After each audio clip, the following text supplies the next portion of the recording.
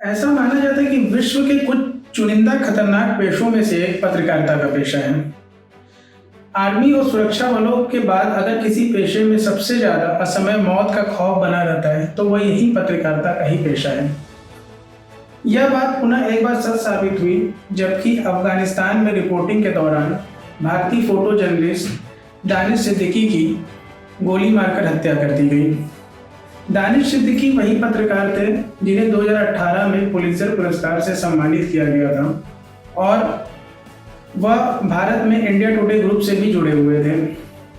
दानिश सिद्दीकी ने अपने करियर की शुरुआत एज अ टीवी जर्नलिस्ट की थी, लेकिन बाद में वह फोटो जर्नलिज्म के फील्ड में अपने करियर को उन्होंने आगे बढ़ाया। वर्तमान में दानिश सिद्दीकी राइटर्स नाम की न्यूज एजेंसी से जुड़े हुए थे और वह अफगानिस्तान में अफगान लड़ाकों और तालिबान आतंकवादियों के बीच जारी संघर्ष की लाइव रिपोर्टिंग कर रहे थे। यह घटना उस वक्त घटित हुई जबकि अफगानिस्तान के कांधार इलाके में एक बाजार पर पुनः अफगानी सुरक्षा बल कब्जा करने का प्रयास कर रहे थे। उसी दौरान तालिबान लड़ाकों और अफगान सुरक्षा बलों के बीच जारी संघर्ष के बीच दानिश सिद्दीकी की हत्या कर दी गई।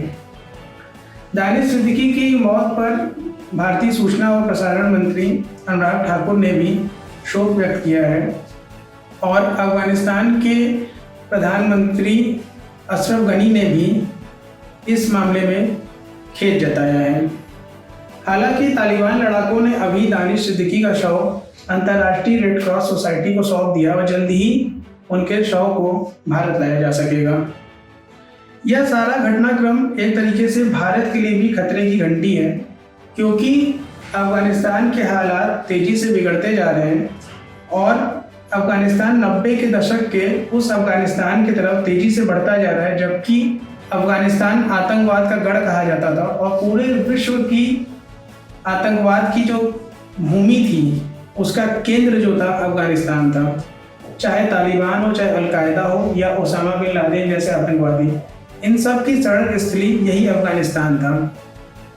हाल में ही अमेरिकी राष्ट्रपति ने अफगानिस्तान से यूएस के सुरक्षा बलों को और नाटो फोर्सों को क्विट करने का आदेश पारित किया था, जिसके बाद अफगानिस्तान से अमेरिकी सुरक्षा बल निकलते जा रहे हैं। काफ़ी हद तक उन्होंने अफगानिस्तान को छोड़ भी दिया है और इस समय अफगानिस्तान की पूरी सुरक्षा की जिम्मेदारी अफगान सुरक्षा बलों के हाथ में आ चुकी है। हालांकि अमेरिका का कहना है कि अफगान सुरक्षा बल तालिबान से निपटने में सक्षम है क्योंकि उनको बेहतरीन ट्रेनिंग दी गई है, लेकिन मौजूदा घटनाक्रम और हाल फिलहाल की घटनाओं से ऐसा सत्य प्रतीत नहीं होता है।